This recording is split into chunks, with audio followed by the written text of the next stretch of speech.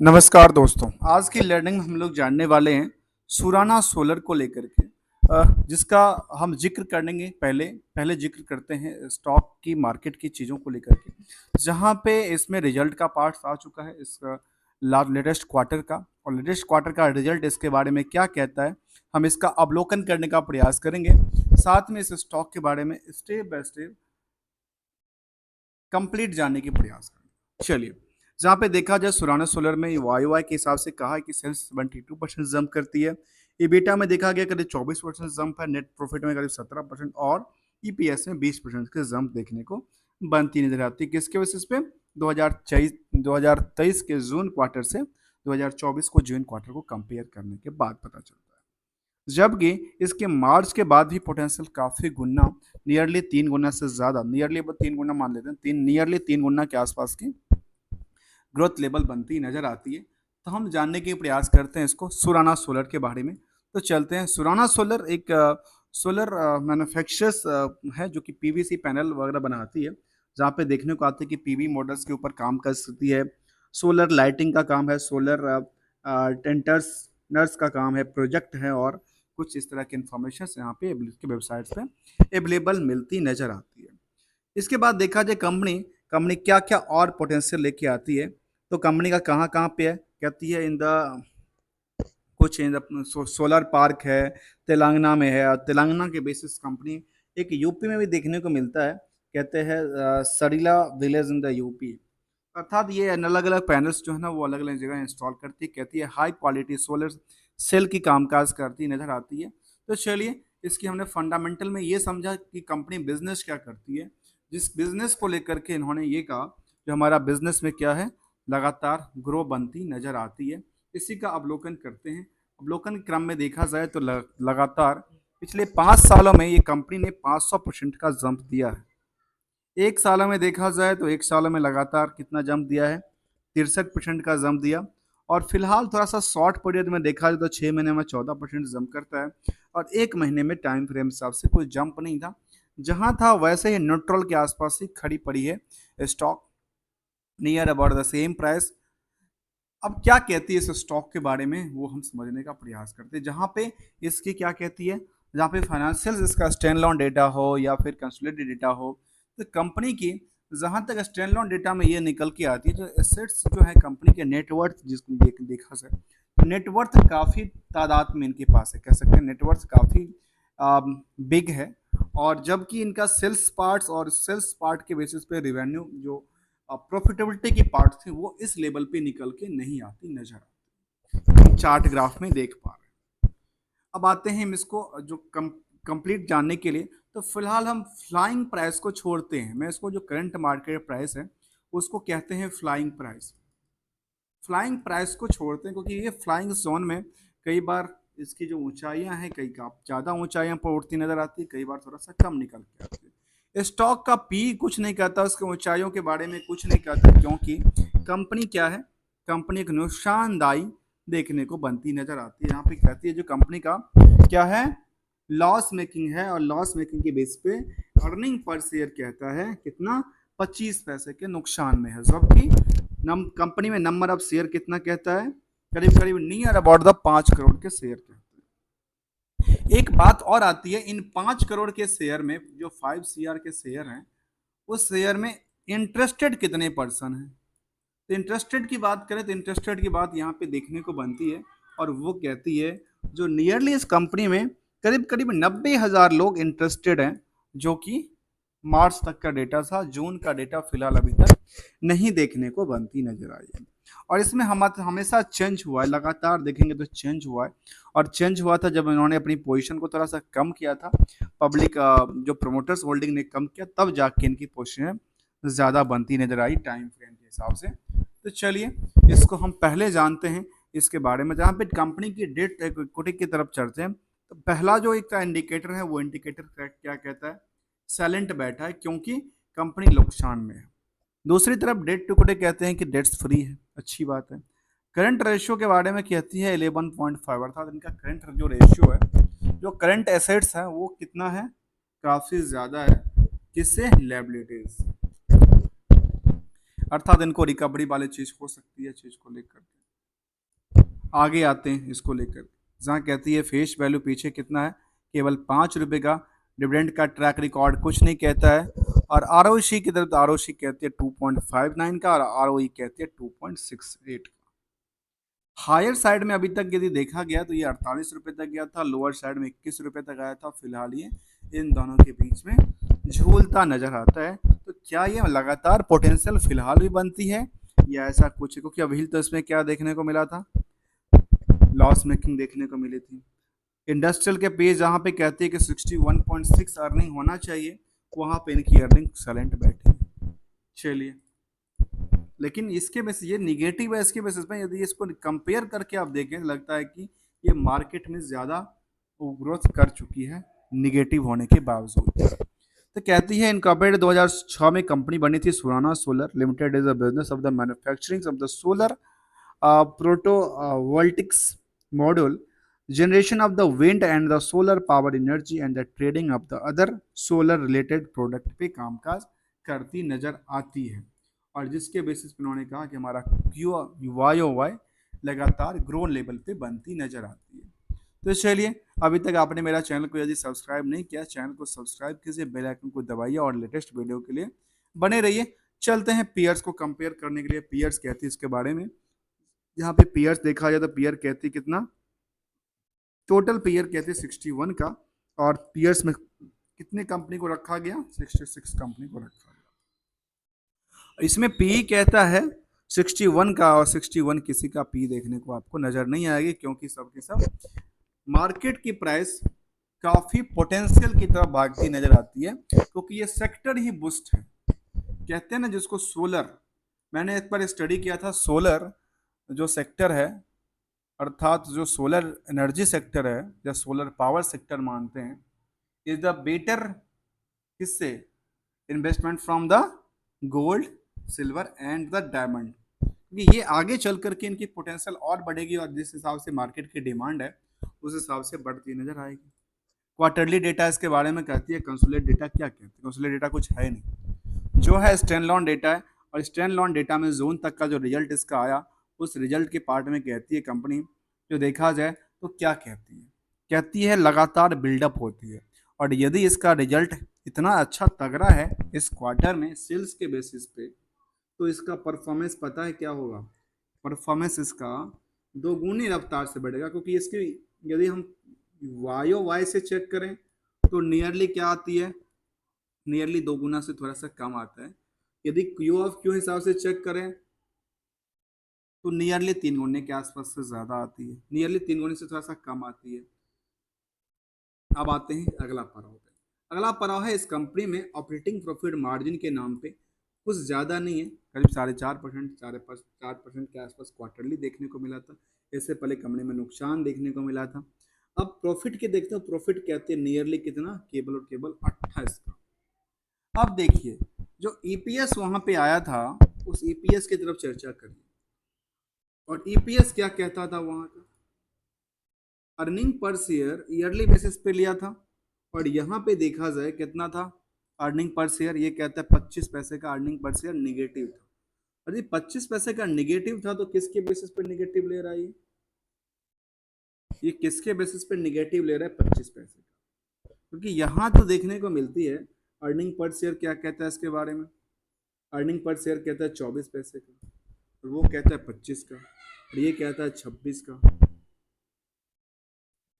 तो यहाँ पे इसको यदि क्यू ऑफ क्यू हिसाब से अर्निंग देखा जाए तो अर्निंग क्या कहती है, नियरली एक साल की अर्निंग को देखें, लास्ट 12 महीने की अर्निंग को, तो वो कहती है नियरली 24 -24 में। चलिए आगे और समझते हैं आगे क्या कहते हैं इसके बारे में। तो यहाँ पे देखा जाए तो इनका क्या था, नियरली 28 करोड़ तक 28 लाख का प्रॉफिट बनती नजर आई, और ईयरली डेटा इसके बारे में कहती है, जहाँ पे कंसोलिडेटेड डेटा कुछ है तो नहीं है। तो 2013 के बाद कोई डेटा नहीं रहा, तो यहाँ पे ईयरली डेटा कहती है नियरली क्या हो रही है, लगातार जो बिल्डअप होना चाहिए था वहाँ पे इसमें गिरावट आ गई 2024 के अंदर, और लंबी गिरावट आई थी। लंबी गिरावट के बाद दोबारा 12 महीने में थोड़ा सा रिकवरी करने का प्रयास किया है कंपनी की मैनेजमेंट ने, तो इसको और भी रिकवरी मोड में लेके आया जाए। आगे इसका देखा जाए तो हमने इस ईपीएस को देखा, ईपीएस के बारे में देखा तो करती है निगेटिव 24 पैसे के आसपास निकल के आती है इस लास्ट 12 महीने के डेटा के हिसाब से। इसमें देखा जाए जान के हिसाब से तो कहती है इस हिसाब से यहाँ पे गिरावट था, सेल्स ग्रोथ में गिरावट था, यहाँ पे गिरावट था, लेकिन उसके हिसाब से यहाँ पे क्या है, एक जंप निकल के आती नजर आती है। आगे क्या कहते हैं इसके बारे में, उस पर नजर डालें, वो चलते हैं अगले पड़ाव पे, जहाँ पे हमने इसका रिवेन्यू मॉडल देखा जो जिस हिसाब से इनका नेटवर्थ है, नेटवर्थ हिसाब के इसका नहीं निकल गया। इतना तो मुझे लगता है कि इतना ऐसा लगता है, इतना यदि नेटवर्थ को एक रेंटेड इनकम के तौर पे भी डाल दिया जाए तो लगता है कि उतना तो इनकम जनरेट हो सकता है एज ए प्रॉफिट के पार्ट में बिना कुछ किए हुए। और जबकि इनका रिवेन्यू का मॉडल देखिए, रिवेन्यू मॉडल में क्या होती है, रिवेन्यू मॉडल में सीधे एक बार जंप करती है, फिर ये एक छलांग से गिर जाती है 24 के अंदर। आखिर ऐसा क्या हुआ, चलिए अब यहाँ के पीयर्स में देखेंगे तो यहाँ के पीयर्स में कौन है, कहते हैं सोलर एनर्जी है, ऊर्जा ग्लोबल है, आई IMFP है, और ढेर सारा कंपनियां, सुराना सोलर जो 5वां 6ठा नंबर पर इसको रखा गया है। चाहे कंसोलिडेटेड देखेंगे तो तब ज्योति स्ट्रक्चर्स हैं। तो ये कुछ जी हम इसको आगे लेने का प्रयास करते हैं। चलिए यहाँ पे हम इसको प्रॉफिटेबिलिटी की तरफ देख लेते हैं। ईयरली प्रॉफिट किसने कहा था नियरली इस कंपनी में ईयरली प्रॉफिट हुआ था करीब 1 करोड़ 26 लाख का नुकसान में देखने को मिला। इसके बाद मार्केट में ऐसा हुआ क्या इसके प्रति, तो बोरोइंग्स को क्या बोरोइंग्स कुछ भी नहीं है। अदर लायबिलिटी में 2 करोड़ के आसपास के पोजीशन बनी है, और जो रिसेबल्स वाली पार्ट्स हैं, रिसेबल इनके थोड़ा सा अच्छा लगता है, लेकिन अच्छा के बेसिस पे देखा जाए तो ये क्या कहती है, इनके पास इन्वेंट्री काफ़ी ज़्यादा है, अर्थात इनकी बिकवाली बहुत ही कम होती है या फिर प्रोडक्शन काफ़ी कम हो पाती है, जिससे मार्केट में इसकी और बिकवाली पे प्रेशर बढ़ना चाहिए था। यहाँ पे कहती है 22 लाख का इनके पास ट्रेड रिसेबल्स है, 22 लाख का ट्रेड रिसेबल्स है, और ईयरली बेसिस में कहती है 27 17 करोड़ का टोटल क्या था इनका सेल्स था। उसमें सेल्स में कहती है निगेटिव में कितना था, 1 करोड़ 26 लाख का लॉस था, लेकिन मार्केट में पैसे फंसे हुए थे, जबकि इनका इंटरेस्ट का बर्डन भी नहीं था। इंटरेस्ट का बर्डन देखे तो कुछ है ही नहीं, 8 लाख का इंटरेस्ट की बर्डन में तो क्या था। आखिर क्या हुआ इसको लेकर, जहाँ पे कंपनी में क्या निकल के आती है, जिनकी कंपनी में रेशियो देखें तो कितना दिन में कहती है 4 दिन में पैसा आता है, अच्छी बात है, 7 दिन में पैसा देती है। इन्वेंट्री डे इनके पास काफ़ी ज़्यादा लंबा पीरियड तक रहा है, इन्वेंट्री इन्वेंट्री 1 1 साल 2 2 साल तक इनके पास पेंडिंग रहा है। एक बार बनाते हैं तो 2 2 साल तक बिकती नहीं है इन्वेंट्री में, ऐसा क्या है इनके पास। यहाँ पे इन्वेंट्री को लेकर के थोड़ा सा क्या कह सकते हैं, थोड़ा सा जो कि मैंने बाकी सारी चीज़ों नहीं देखा, जहाँ पे इनको देखने को मिलती है। इसके बाद देखते हैं कि शेयर होल्डिंग पैटर्न को लेकर के, जहाँ पे कंपनी का जून का डेटा फिलहाल नहीं है, मार्च तक का डेटा जिन्होंने अपडेट किया, कहते हैं कि नियरली 50% के आसपास जो होल्डिंग है वो पब्लिक के पास है, सॉरी प्रमोटर के पास है, और नियरली 50% पब्लिक के पास, मतलब दोनों आपस में साम सेम तालमेल पे कामकाज करते नजर आते हैं। तो आखिर इन्वेस्टमेंट हुआ क्या, इनमें हुआ ये, जो उन्होंने अपनी पोजीशन को एक सेटअप किया था 2021 के बाद 5% बिकवाली किया, फिर थोड़ा सा बिकवाली किया, 24 में आकर के ये थोड़ा सा और सेटअप होती है। अब किस कारण से हुआ वो हम देखने का प्रयास करेंगे सेंटिमेंटल में। यहाँ पे देखने को वाली मार्च 24 में, और इन्होंने करीब करीब कितना परसेंट, नियरली 15% के आसपास की पोजीशन को क्या किया, उन्होंने हटा लिया अपनी पोजीशन से। आखिर क्या था यहाँ को लेकर के, क्वार्टरली डेटा क्या कहते हैं इसके बारे में, जहाँ पे प्रमोटर के पास जो पोजीशन थी Surana telecom and powers limited के पास, और ये भी शायद कंपनी लिस्टेड है कि देखा जाए तो इनकी 2 3 कंपनी में इन्वेस्टेड है, इनकी पोजीशंस को लेकर के। क्या सुराना और भी कंपनी लिस्टेड है, ऐसा नहीं तो एक ही कंपनी लिस्टेड हो, तो सुराना टेलीकॉम भी लिस्टेड है, देखने को मिलती नजर आती है। इसका भी मार्केट में और कुछ पोटेंशियल है, लेकिन वो जो कंपनी थी वो कंपनी एक उनकी कोई होल्डिंग कंपनी कौन निकल के आती है, सुराना सोलर आती है। और सुराना सोलर यदि जंप करेगी तो हो सकता है वो भी उनको सब्सिडी के बेसिस पे कामकाज करती नजर आती है। इसके बाद देखा जाए इसमें एफआई की तादाद, डीआई की तादाद कुछ भी नहीं है। पब्लिक की तादाद देखें तो करीब 50% पब्लिक की तादाद कहती है इसके बारे में। पब्लिक में तादाद यदि इतना ज़्यादा है तो इसलिए यहाँ पे इन्वेस्टमेंट कितना कितना था। रिटेल क्या कहती है इसके बारे में, तो रिटेल के पास देखा जाए तो रिटेल कहती है नियरली कितना, इस कंपनी में सबसे ज़्यादा तो रिटेल ही कामकाज करती है। रिटेल में 43% की होल्डिंग है नियरली, रिटेल जो देखा तो 45% की होल्डिंग है नियरली, लेकिन जो 100% जिसको रिटेल कहते हैं, जिसके 2 लाख से कम के इन्वेस्टेड होते हैं, उन्होंने करीब करीब 43% की होल्डिंग होल्ड कर रखी है इस कंपनी में, जिसका नाम है सुराना सोलर। और ये एक सब्सिडरी कंपनी है किसका, सुराना कंपनी का नाम है, इसका जो होल्डिंग कंपनी है उसका नाम है Surana telecom and the power limited. इसका रिजल्ट का जो हमने देखा हाल चाल, उसके वजह से मैंने यहाँ पे देखा जाकर क्या एक्स्ट्रा पोटेंशियल लेके आती है या मार्केट इनकी गिरावट का माहौल है। तो यहाँ पे तो लगातार जंप करती है, लेकिन इनका प्रॉफिटेबिलिटी में क्या कहती नजर आई, वो हमने देखा कि प्रॉफिटेबिलिटी में कहती है, जो क्वार्टरली डेटा में कहती है इनका थोड़ा सा सेटअप होती नजर आती। जहाँ पे लॉस मेकिंग लगातार चल रही थी 15 लाख तक का, वहाँ 28 लाख का एक प्रॉफिट लेके आती है। तो उसके मुझे लगता है कि इसके वजह से मार्केट जो है तो पिछले पीरियड से और बेहतर परफॉर्मेंस कर सकती है। किसके बेसिस पे, ओनली ऑन प्रॉफिट के बेसिस पे। मार्केट की और अहमियत नहीं देखने को मिलती, लेकिन यहाँ पे केवल एक ही अहमियत देखने को मिलता है, जिसका नाम है ये। और इसका जो मेन कंपनी है उसके तो और लाजवाब होंगे, जिसकी वजह से इनका क्या होगा, इनका परफॉर्मेंस थोड़ा सा डाउन देखने को मिली है। तो हमने इसको समझने का प्रयास किया स्टॉक को लेकर के, जहाँ पे हमने पहले कहा जो नंबर ऑफ इंटरेस्टेड पार्टी क्या कैसे कह सकते हैं, नंबर ऑफ इंटरेस्टेड पर्सन यहाँ पे करीब 90,000 के आसपास की लोग यहाँ पे इन्वेस्टेड है as a interested for the stock market को लेकर के। इस स्टॉक में वो नंबर ऑफ शेयर होल्डर देखने को बनती नजर आती है। चलिए इसको हम एक सेगमेंट वाइज कुछ डेटा आता है तो अच्छी बात है, उसको हम एक नज़र डालने का प्रयास करते हैं, आखिर सेगमेंट वाइज डेटा इसके बारे में क्या कहती है। तो सेगमेंट वाइज डेटा में देखा जाए लगातार ये स्टॉक बिल्डअप होती है, जब से देखेंगे ना जब से देखेंगे तब से लगातार खास के बिल्डअप होती है। चाहे 6 महीने की चार्ट ले लें या 1 महीने की चार्ट ले लें, तो थोड़ा सा गिरावट भी होता है क्योंकि पेनिक होता है, तो चलती भी अच्छी खासी है। लगातार ये देखने को मिला जो पिछले 3 महीने में सस्टेन उसी प्राइस के आसपास की मोमेंटल में घूमती रही। उसका रेजिस्टेंस और सपोर्ट की हम चर्चा करने वाले हैं। तो क्या होता है इसमें देखने को मिलती है, जो हम इसको क्या देखें रिजल्ट में, यदि कुछ सेगमेंट वाइज आता है, सेगमेंट वाइज उन्होंने कहा है, और सेगमेंट वाइज किस पीरियड का डेटा है उस पर चर्चा करें, तो अभी मार्च 24 तक का डेटा यहाँ पे देखने को मिला है। करेंटली सिचुएशन का नहीं देखने मिला, कहती है रिन्यूएबल एनर्जी से कुछ नहीं 2 लाख, इतना रिन्यूएबल एनर्जी से 11 लाख के आसपास, और टोटल इनका कहते हैं ये सोलर प्रोडक्ट पे नेट ऑफ जीएसटी कुछ देखने को नज़र नहीं आती। टोटल कहती है 39 लाख। अब ये अदर में कहाँ से लेके आती है, वो कई बार हमारे पास भी क्वेश्चन ही बने रह जाते हैं, आखिर कहाँ से कौन सा डेटा यहाँ पे कैप्चर कर लिया जाता है। तो हम समझ रहे थे आज सुराना सोलर लिमिटेड के बारे में, जो कि इसका रिजल्ट का पार्ट आया, और ये कंपनी सोलर सेक्टर की कंपनियां रही है, लगातार बिल्डअप करती नजर आई। फिलहाल इसके जब 4 जून के बाद का सिचुएशन था, उसमें रेजिस्टेंस और सपोर्ट क्या कहते हैं, रेजिस्टेंस और सपोर्ट कुछ नहीं होता, एक सिंपल से ये होता है जो नियर कहते हैं, नियर अबाउट द सबसे टॉप जो वॉट जो हायर होगा, हायर टू हायर जिसको कहते हैं। तो हायर टू हायर को कहते हैं जिस प्राइस पे बार बार कई बार आई है, उस प्राइस को मान लेते हैं हाई द रेजिस्टेंस, और जिस प्राइस पे बार बार लुढ़कती आके अटक जाती है उसको कहते हैं सपोर्टिंग जोन।